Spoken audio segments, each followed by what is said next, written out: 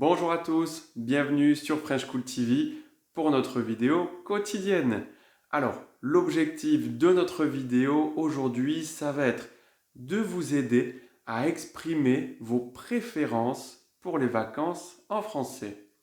Nous allons voir la période, la durée des vacances, les différents lieux de vacances. Nous allons également voir les différents logements que vous pouvez choisir, les différents types de transports que vous pouvez utiliser et également les différentes activités que vous pouvez faire pendant les vacances.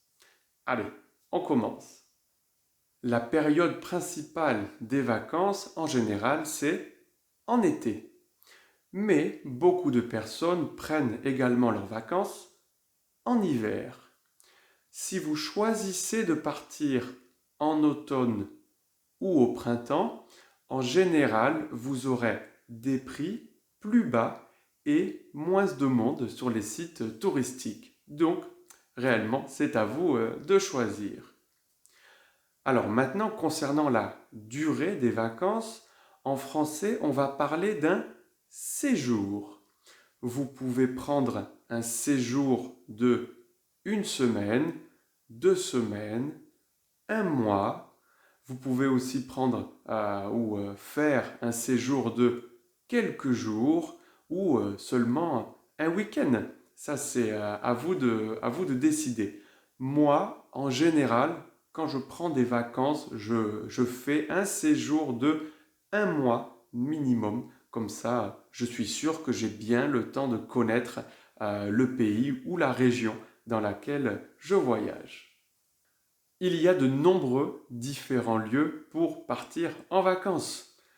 Le lieu principal, en général, pour tout le monde, c'est la mer. Donc vous pouvez partir à la mer, partir à la plage, partir au bord de mer. Vous pouvez également partir sur une île habitée avec des personnes ou une île déserte. Et là, ce serait l'aventure totale. Vous pouvez également partir à la montagne, donc, mais vous pouvez également être à la montagne au bord d'un lac de montagne. Vous pouvez partir et prendre vos vacances en ville pour faire du tourisme un petit peu plus culturel, aller visiter des musées par exemple.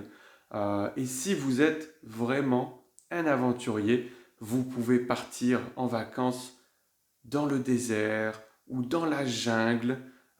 Comme toujours, c'est vous qui décidez où vous partez en vacances. Concernant maintenant les différents moyens de transport que vous pouvez utiliser pendant vos vacances ou pour partir en vacances, ce sont les suivants. Alors, généralement, beaucoup de personnes prennent l'avion ou partent en avion.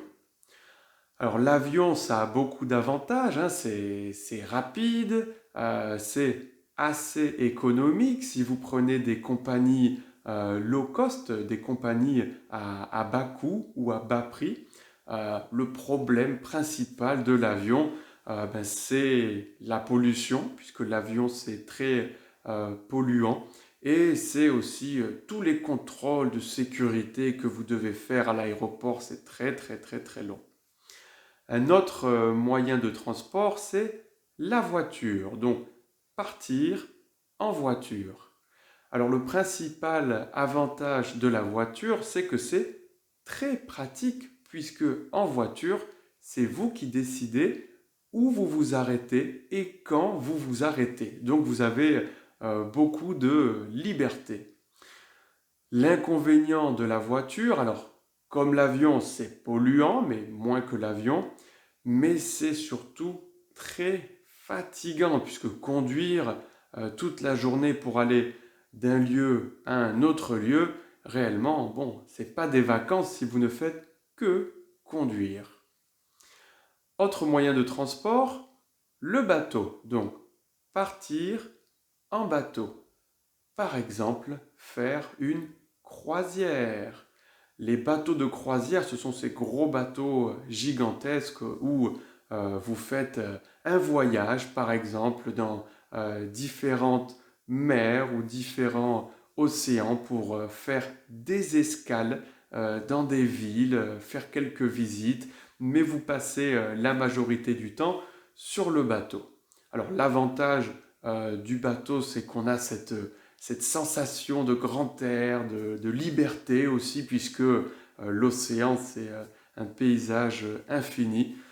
Le problème, selon moi, du bateau, c'est que ça peut rapidement être ennuyant, puisque vous êtes toujours dans un espace, on va dire, fermé, vous êtes au milieu de l'océan et vous ne pouvez pas beaucoup vous déplacer.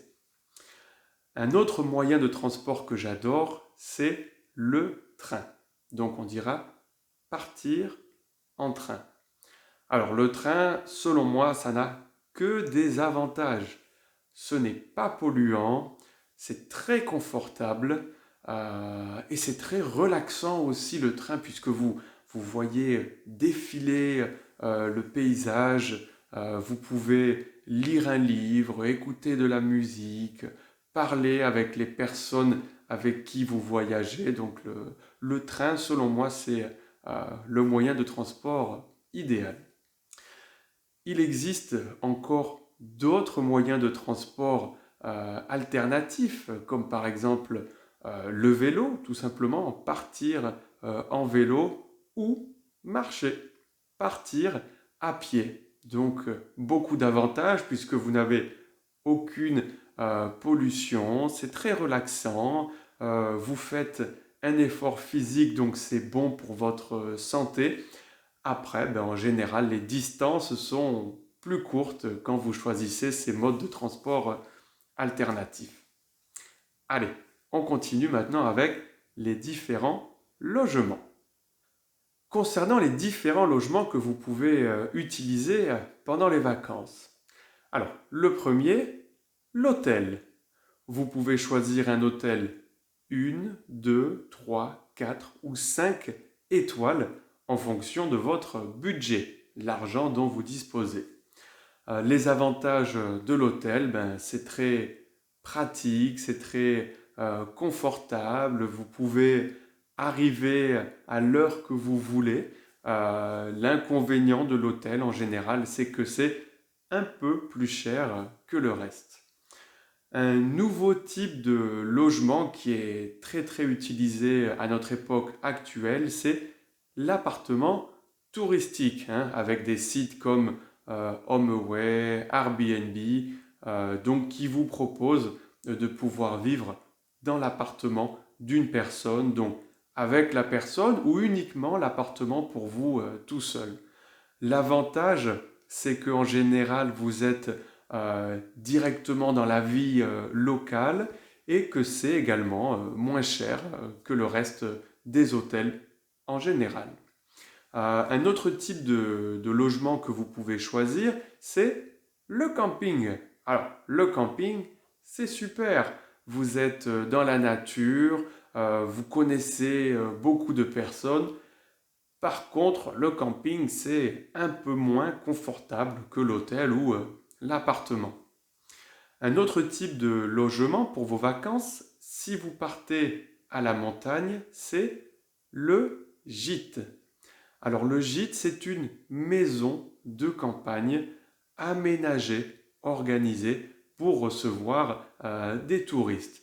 Donc les avantages, c'est d'être en pleine nature et de pouvoir aussi découvrir la gastronomie locale. L'inconvénient en général, c'est le prix. C'est un peu plus cher qu'un appartement touristique.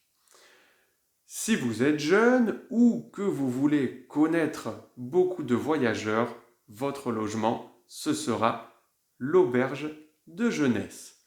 L'auberge de jeunesse, la particularité, c'est que, en général, vous n'avez pas une chambre pour vous tout seul. Vous avez une chambre partagée avec 4, 5, 6 personnes. Donc, c'est très économique et vous connaissez beaucoup de voyageurs. L'inconvénient, c'est que c'est un peu plus difficile pour vous reposer puisque il y a toujours beaucoup de monde autour de vous pour dormir ou pour se reposer. C'est plus compliqué. Et enfin, un dernier logement, c'est directement chez l'habitant. Par exemple, si vous utilisez des plateformes comme Couchsurfing, qui est très connu, donc là, vous postez un message et vous demandez aux gens si vous pouvez dormir directement chez eux contre un peu d'argent ou contre des services que vous pouvez leur donner comme cuisiner ou les aider à faire le ménage, par exemple. Allez, on continue maintenant avec les différentes activités pendant les vacances. Bien, les activités que vous pouvez faire pendant les vacances dépendent également du lieu où vous partez. Par exemple, on peut voir les activités culturelles. Donc les activités culturelles, ce sera découvrir la culture locale, la gastronomie, le folklore, mais aussi visiter des musées, visiter des monuments. Nous pouvons également penser aux activités sportives. Par exemple, si vous partez à la mer ou à la montagne. Si vous partez à la mer, vous pouvez faire du surf ou de la plongée. Si vous partez à la montagne, vous pouvez faire du vélo ou de la randonnée. De plus en plus de personnes choisissent des activités de bien-être. Par exemple, le massage ou aller dans un spa. Moi, personnellement, je préfère les activités relaxantes. Par exemple, prendre le soleil sur la plage, faire du shopping, etc., etc. C'est réellement à vous de choisir les activités pendant vos vacances. Mais vous pouvez combiner les différentes activités pendant vos vacances. C'est très simple. Alors, maintenant, je vais vous parler de mes préférences pour mes vacances. Alors, moi, en général, je pars en vacances en été, pendant le mois de juillet et août. Je pars pour une durée de un mois minimum, mais de temps en temps, je peux partir un mois et demi ou 2 mois. Généralement, je pars dans différents lieux, mais je préfère partir à la mer, notamment à la plage, et si c'est possible, sur une île. Concernant le logement, ça dépend réellement le pays ou le lieu où je me trouve. Si les hôtels ne sont pas chers, j'aime beaucoup partir à l'hôtel, mais si c'est plus cher, je préfère un appartement touristique. De cette manière, je peux être directement dans la culture et dans les quartiers locaux. Concernant un petit peu les moyens de transport, généralement, comme je pars loin, je pars en avion, mais j'aime beaucoup prendre le train si c'est possible et si j'ai la possibilité de partir sur une île, prendre un bateau pour faire une petite activité romantique, spéciale, à l'air libre. Concernant mes activités pendant les vacances, alors j'aime beaucoup combiner les activités. J'aime beaucoup les activités culturelles, comme par exemple aller visiter un musée ou découvrir réellement la gastronomie locale. Mais j'aime aussi beaucoup les activités sportives, notamment courir sur la plage ou faire du surf. Concernant les activités relaxantes, j'aime beaucoup prendre le soleil, même si c'est dangereux, hein, attention. J'aime aussi beaucoup, si je suis en France, jouer à la pétanque, qui est notre sport préféré pendant les vacances. Mais si j'ai aussi la possibilité, je veux me relaxer. J'aime beaucoup lire un livre ou écouter de la musique et juste me reposer. Voilà, ce sont mes préférences pour les vacances. Alors, maintenant, nous allons vous demander de répondre dans les commentaires à la question suivante. Quelles sont vos préférences pour les vacances? Bien, c'est fini pour aujourd'hui. Si vous n'êtes pas encore inscrit à la chaîne, vous pouvez le faire juste ici et de cette manière, vous recevrez toutes nos vidéos. Nous, on vous souhaite une excellente journée et on vous dit à demain. Ciao, ciao!